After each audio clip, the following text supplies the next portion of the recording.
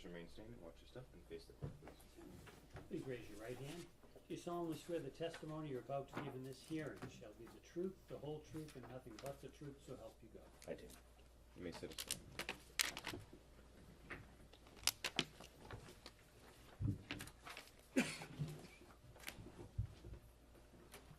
May I proceed?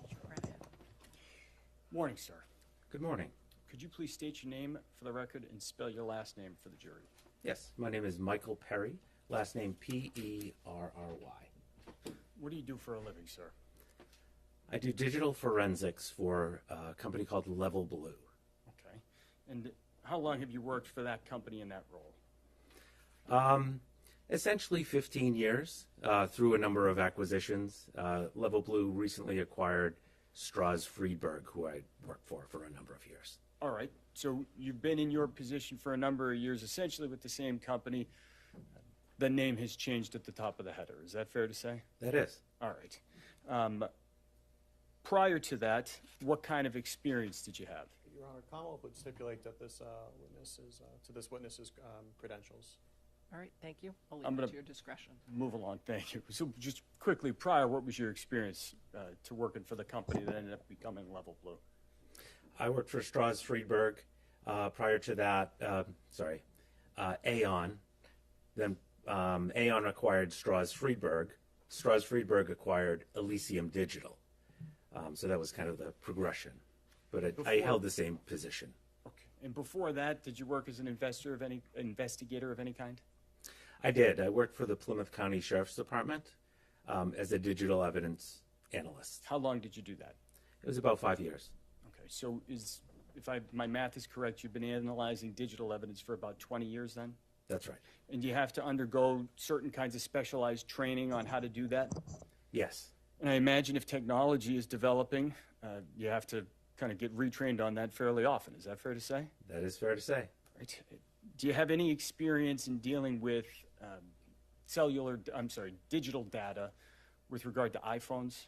I do. All right. And can you just describe kind of when we're talking about digital data from a phone, what does that mean? What does that look like?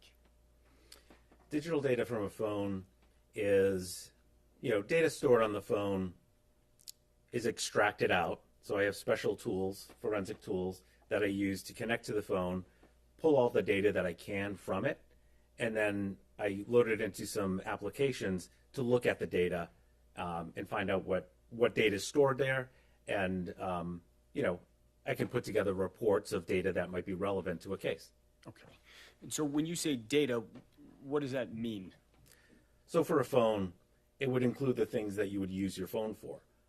History of phone calls, text messages, pictures that you take with the phone, maybe some internet browsing. Right. So when a user does all those things on a phone, is there kind of information recorded inside the phone tracking the user's movements? It can, yeah. Whatever the user does with the phone typically is stored on the phone. Understood. I'm going to ask you to take a look at the binder in front of you, Mr. Perry. I'm going to ask you to turn to, I believe it's marked C.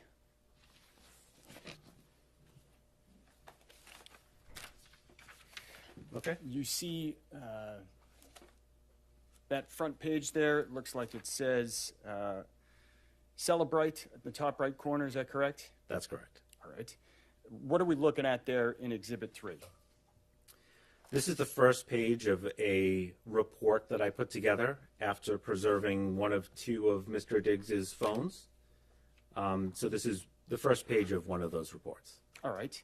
And so the report you're talking about, fair to say that's a number of pages there in Exhibit 3, correct? It is. All right. And that contains data from the phone that you just mentioned from December 2nd. Is that fair to say? That's correct. I'm going to ask that you turn the page in Exhibit 3 to, there's a little number on the bottom right corner that says 113 on the right. It ends 113, I should say.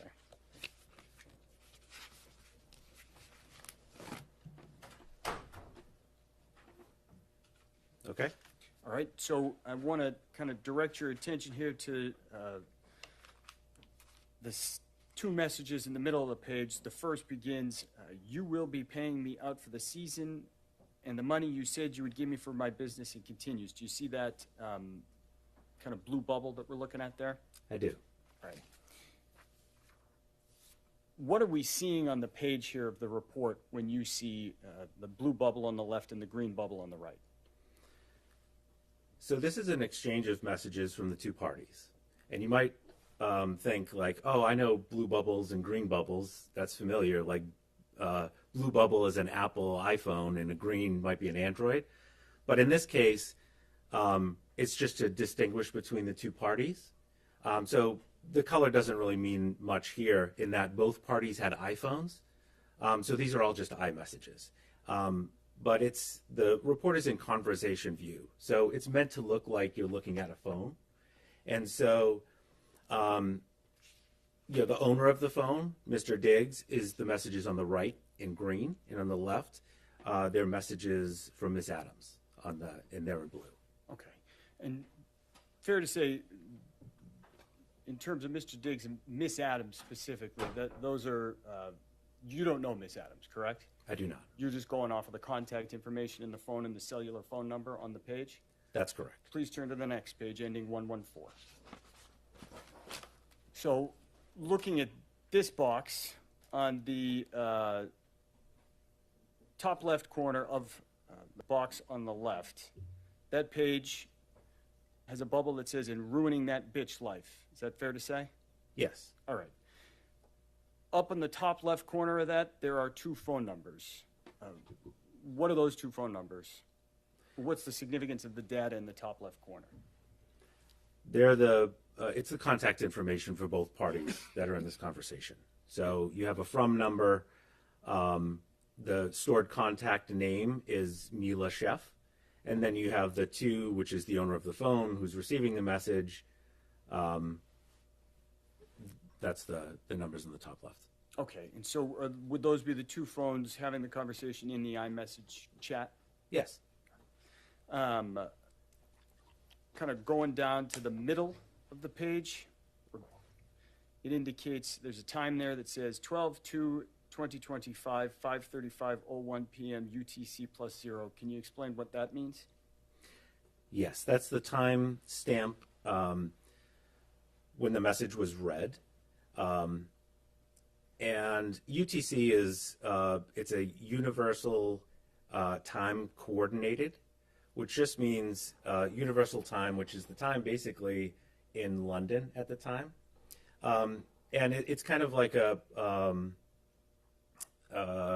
standard to base timestamps off of, where at the time of this message in December of 2025, we're not in daylight savings time, so our time zone is -5.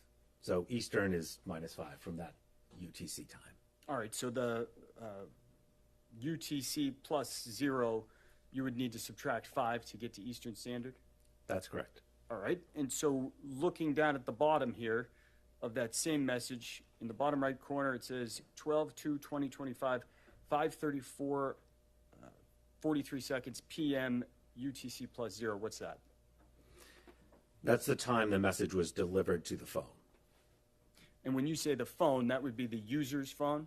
That would be the user's phone, Mr. Diggs' phone in this case.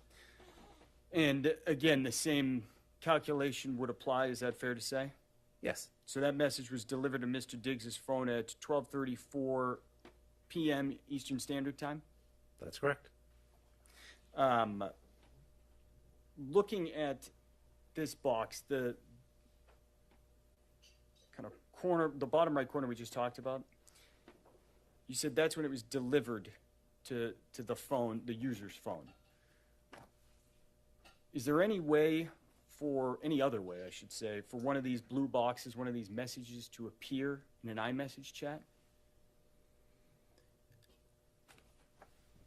No, I mean it's just sent from the user that's part of the conversation that we see here. Okay. And so the user in the right on the green, is there any way that that person could create a message on the other side of the conversation? No, a user is not able to insert a message into a conversation just on one side of, in their own phone. So a user could insert messages into iMessage on their own side of the conversation, but not on the side of the person they're talking to. They can only send the message. They can't go into a conversation and just put a message in there. It has to be sent in that two-way communication. Conversely, if the user of an iPhone wanted to erase messages on their side of the iMessage chat, would that be possible? Yes. If, just directing your attention to the bottom right of page 114, there's a green box on the right. That's a message Mr. Diggs sent. Is that fair to say? Yes. Okay. If that message were deleted, would you be able to tell from the data that was extracted? Possibly. Okay. And the reason why is that on an iPhone, if you delete a message, it actually gets retained for 30 days. So if you have an iPhone, you can go back and recover that message. Maybe if you deleted it by accident or something, you can recover it within 30 days. After 30 days, it's not recoverable. All right. And so you could see the data for 30 days if a user deleted it, if you extracted their phone, correct? Within that 30 days. All right. How about if they deleted it and you just looked at the screen? If they deleted it and you looked at the screen, no, you'd have to go to the menu and look at recently deleted. Understood. If I may have one moment, Your Honor. Yes.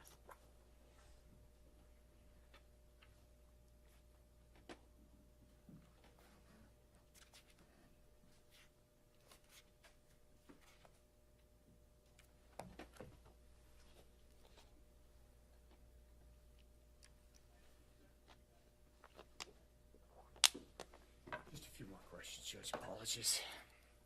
I'm going to ask you, Mr. Perry, to turn to Exhibit 4. That's marked D. And I only got a couple questions for you on this. So I'm going to ask you to turn to the page that is marked 182, the bottom right corner.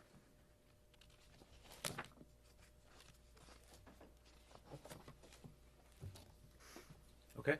All right. And so, fair to say there's a message there that in the bottom left corner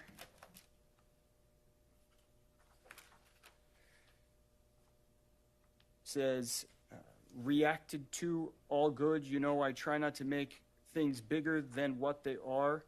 You got your own life and things you deal with. Is that fair to say? Yes. Okay. So going to the time in the bottom right corner of that message, it says 12/11/2025, 8:37, 21 seconds a.m. UTC -5. Can you explain what that means time-wise? Yes. So this is UTC -5, which means it's Eastern time because it's in December, so it's Eastern time zone. And what that means is, for this report, after I preserve the phone, I load it into the application, my forensic application, and it parses the data that I extracted from the phone, and it recognizes that it looks like this phone is in Eastern time zone. Would you like me to translate the timestamps into that? And for this one, I hit yes, and so it's giving us a timestamp that's translated to Eastern time where the phone was used. The other report, I must have hit no for that, and it was just UTC. Okay. And so Exhibit 3, there is no conversion in the actual report, and Exhibit 4 there is for the time. Is that correct? That's correct. I don't have any other questions. Thank you, Your Honor. Commonwealth, any questions? Good morning. Good morning. For the Exhibit 3, this extraction, when did you perform this extraction? This extraction was April 13th, I believe it was. And Exhibit 4, when did you perform that extraction? I believe that was the next day. So is that, these text messages were sent in December? December 2025. So the extraction report you did in April was beyond the 30 days, right? That's correct. So if someone had deleted messages from this, you wouldn't be able to tell? Not from looking at this phone, no. Nothing further. Anything further?